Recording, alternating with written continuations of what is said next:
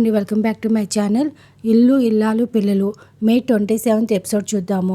రామరాజు సాగర్ చెప్పిన పని చేయకుండా వచ్చినందుకు సాగర్ని తిడుతూ ఉంటాడు. సాగర్, నాన్న వాళ్ళు అమౌంట్ ఆన్లైన్లో వేస్తానని చెప్పారు అంటాడు.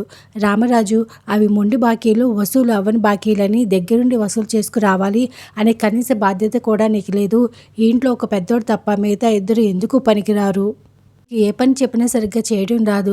మీ నెత్తి మీద రూపాయి పెట్టినా ₹1 కూడా ఎవరు కొనరు అని తిడుతూ ఉంటాడు. ధీరజ్, నాన్న ఆన్లైన్లో వేస్తాన్నారు కదా, డబ్బులు వచ్చేదాకా వెయిట్ చేయండి అంటాడు. కోపంతో రామరాజు, నేను ఎంత కష్టపడితే ఈరోజు ఈ స్థాయికి వచ్చాను. నేను కూడా సినిమాలు షికార్లు అని చేస్తే ఈరోజు మీరంతా ఇలా ఉండరు, అడుక్కుని పొజిషన్లో ఉండేవాళ్ళు. అసలు మీరు నిజంగా ట్రైనింగ్కి వెళ్ళారో, వంకతో హైదరాబాద్ తిరగడానికి వెళ్ళారో, నిజం చెప్తున్నారో అబద్ధం చెప్తున్నారో తెలియదు, చీ అని చెప్పి వెళ్ళిపోతాడు. ఈయన ఎప్పుడు అర్థం చేసుకుంటాడో ఏంటో అనుకుంటూ ఉంటుంది. ప్రేమ నర్మద ఎక్కడ బాధపడుతుందో నర్మదాన్ని ఓదార్చుదామని నర్మద కోసం ఇల్లంతా చూస్తుంది. నర్మద ఎక్కడ కనిపించేసరికి అత్త అని పిలిచి కొంపలు మునిగిపోయాయి. నర్మద అక్క రూమ్లో లేదు. మామయ్య తిట్టాడని అక్క ఇంట్లో నుంచి వెళ్ళిపోయింది అంటుంది. బుజ్జమ్మ, అంటే అన్నానంటారు కానీ సినిమాల ప్రభావం నీ మీద బాగా ఉంది. అసలు నర్మద గటికిరాలు. ఆ నర్మద ఇప్పుడు ఏం చేస్తుందో నీకు చూపిస్తారా అని చెప్పి ప్రేమను తీసుకువెళ్తుంది. నర్మద వంటగదిలో తింటూ ఉంటుంది. చూడు ఏం చేస్తుందో అని చూపిస్తుంది ప్రేమకు బుజ్జమ్మ. కోపం వస్తే బాగా తినడం అలవాటు నీ తోడుకోడలకు అంటుంది. ప్రేమ, సర్లే అత్తయ్య, బాధతో తింటుందేమో, మనం వెళ్ళి ఓదార్చుదాం అంటుంది. వద్దు, ఇప్పుడు దాన్ని కెలికితే మనల్నే తిడుతుంది అంటుంది బుజ్జమ్మ. అయినా సరే రండి, ఏమవుదని చెప్పేసి ప్రేమ బుజ్జమ్మని నర్మదా దగ్గర తీసుకెళ్తుంది. నర్మదా కోపంతో, మామయ్య మమ్మల్ని నన్ను తిడుతుంటే కనీసం ఆపలేదు అంటుంది.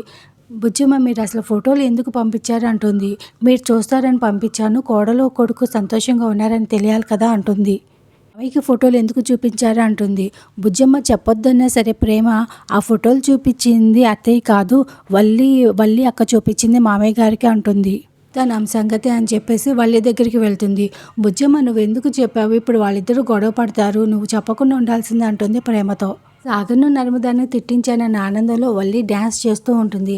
నర్మద వల్లి దగ్గరికి వెళ్ళగానే, ఏంటి నర్మద మింగేసేలా చూస్తున్నావు అంటుంది. మా ఫోటోలు మామయ్య గారికి చూపించింది నువ్వేనా అంటే, నేనే, అయితే ఏమైంది అంటుంది. అసలు మా విషయాలు నీకెందుకు అంటుంది. మామయ్య గారు సాగర్ ఫోన్ స్విచ్ ఆఫ్ అయిందని టెన్షన్ పడుతుంటే మీరు క్షేమంగా ఉన్నారని మీ ఫోటోలు చూపించా, తప్ప ఏంటి అంటుంది.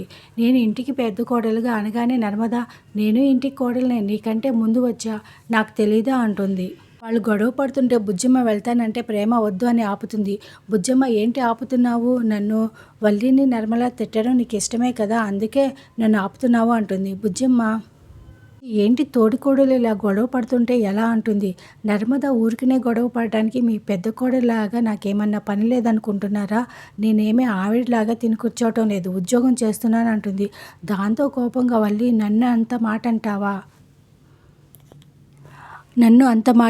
అసలు ట్రైనింగ్ వంక చెప్పి షికార్లు చేసింది కాకుండా నన్ను అంటావా అంటుంది.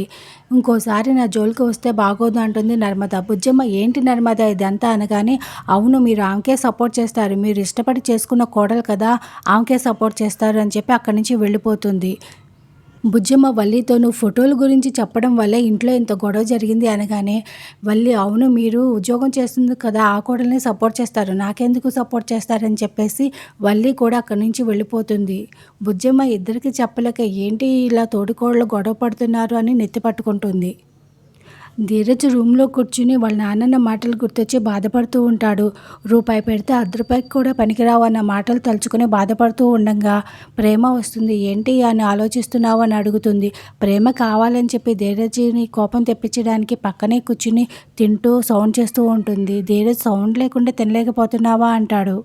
ప్రేమ, ధీరజ్, నువ్వు ఇంతవరకులా కాదు, చాలా మారిపోయావు, నువ్వు ఎంత కష్టపడుతున్నావో నాకు తెలుసు, అయినా నీ కష్టాన్ని మీ నాన్న గుర్తించలేకపోయాడు, అందుకే కదా నువ్వు బాధపడుతున్నావు అంటుంది. పక్కన చదువుకుంటూ మరో పక్కన ఉద్యోగం చేస్తూ నన్ను చూసుకుంటున్నావు, అయినా మీ నాన్న అర్థం చేసుకోలేకపోయారు, రూపాయికి పెడితే ₹1 కూడా కొనలేవు అనేసరికి నువ్వు బాధపడుతున్నావు కదా అంటుంది. ధీరజ్, మా నాన్న అన్న మాట నిజమే కదా, మా నాన్న పక్కన లేకపోతే నేననేదే లేదు అని బాధపడుతూ ఉంటాడు. ప్రేమ ధీరజ్కి సపోర్ట్ చేస్తూ మాట్లాడుతుంది. ప్రేమ సపోర్ట్ చేసినందుకు ధీరజ్ సంతోషపడతాడు. దీంతో ఈరోజు ఎపిసోడ్ కంప్లీట్ అవుతుంది. Please like and subscribe my channel. Thank you.